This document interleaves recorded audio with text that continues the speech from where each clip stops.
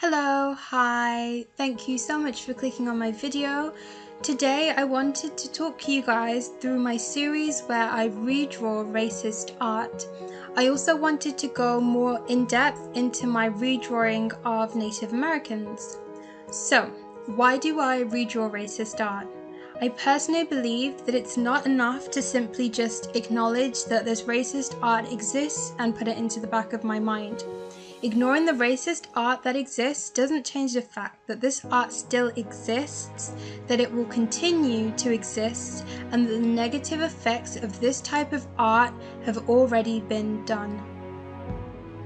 This is why I want to do what I can do as an artist to try and alter these stereotypes by redrawing the groups of people affected, but in a positive way. And I've never seen another artist do this type of challenge, and I'm not saying I'm the first, but personally I've never seen another artist do this. However, I have seen it in the media through movies and TV shows. Previously, a lot of TV only included white main characters, and people of colour often portrayed villains, and they played very bad or negative characters. If you look at TV today, there are so many minorities who are getting a lot more representation, and not only that, but they're being directors of their own films about people who look like them, and I think that that was a great example for me to follow. So in my series, I've done black caricatures, East Asians, I've done Jews and Uyghur Muslims, and Hispanics.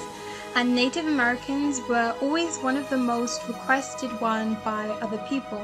So I did do a little research, and I was actually quite hesitant to do this one because I understood the least. Firstly, I'm British, and here we don't have a lot of Native Americans. I don't even think I've ever met one in person.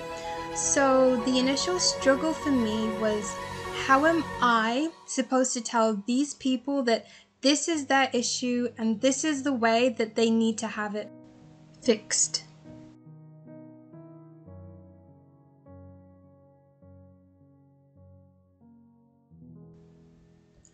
So I did end up putting this off for a little while, but people have been quite persistent, and I'm not intentionally trying to leave anyone out, so I decided to do a lot more in-depth research. I found this great link, which I'll put in the bio, to a comprehensive essay about Native American stereotypes.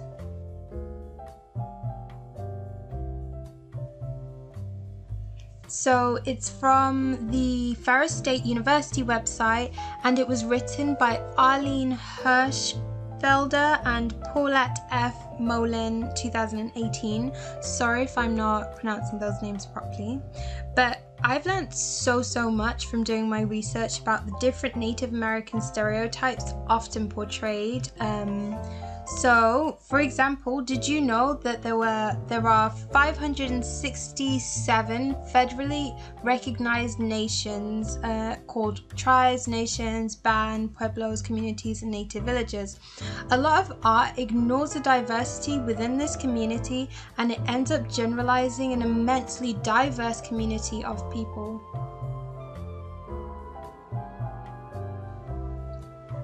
As well as being ignorant, this art also portrays negative stereotypes of these people, such as making them look like primitive savages, violent, and unintelligent. This is extremely ironic when you consider all the violence carried out against Native Americans, such as genocides, displacement, theft of resources, enslavement, and so on.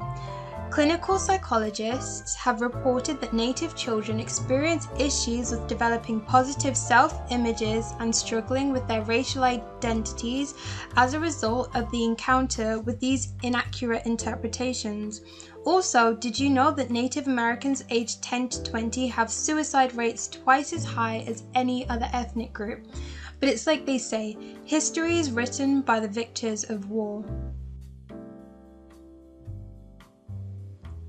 What I really wanted to focus on and what I found profound was the way that images of Native Americans were misused, which is what I found so different to the rest of my series.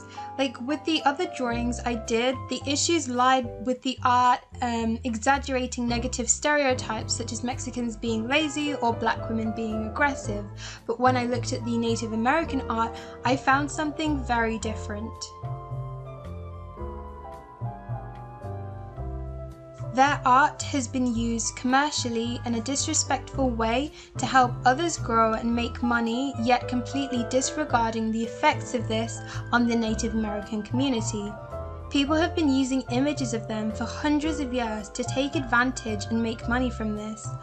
I don't believe selling art of other people and cultures is a bad thing in itself, especially as an artist who loves to include diversity and culture in my work.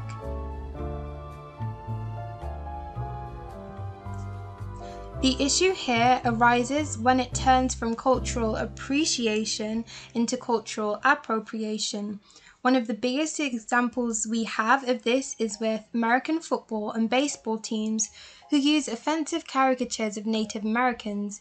If you want to look back at the beginning of this, English tobacconists were some of the first to capitalize on using Native American imagery in the 1800s.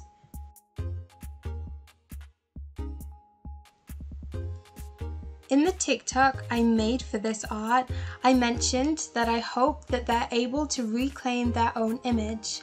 There is a lot of emphasis currently on supporting black businesses surrounding the BLM movement, and I think this is a great thing, and I hope that this is something we can see from natives as a way for them to reclaim their identity. In my research, I actually did find some businesses that they own themselves, where they sell their own apparel and art, and I think this is so empowering.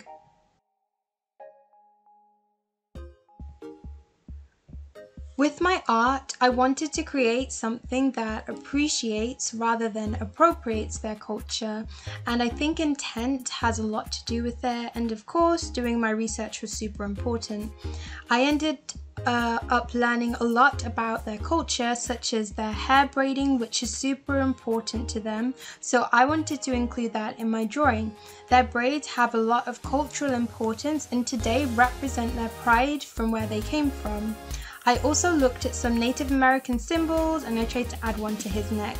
You can't see the whole thing because it's kind of covered up by his hair, but if you're Native American and you can tell what it's supposed to mean, then please comment it down below. This is something that I tried to do throughout my whole series. I don't think I've done it in every drawing, but I tried to include it. For example, with my Jewish drawing, I had the Star of David, and I tried to add some Hebrew, or with my Mexican one, I tried to add some traditional Mexican art. And they don't always turn out the best, but I'm trying. That's something I tried to do with this art as well, so it does suck, but I did try and include some traditional Native American style art. So I took the basics of what I found from doing research. I saw a lot of red, black and brown, and I saw a lot of patterns and diamond shapes, so I just tried to give it my best shot, and it doesn't always turn out the way you want it to, but it was fun to do anyway. Finally, I just wanted to add that TikTok videos are only a minute. That is the longest that you can make a TikTok video, and that's where I've been posting my art.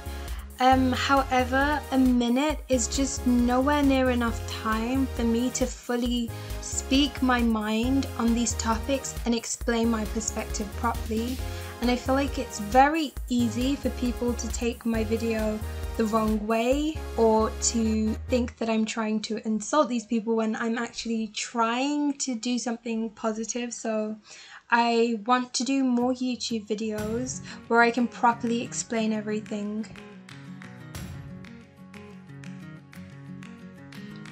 So yeah, that basically concludes my video. Thank you again so much for watching. I really appreciate it. Please like and subscribe and comment and stuff. I'll have my social medias as well down below, so please feel free to follow those. I'm most active on my TikTok. But yeah, have a lovely day. Bye!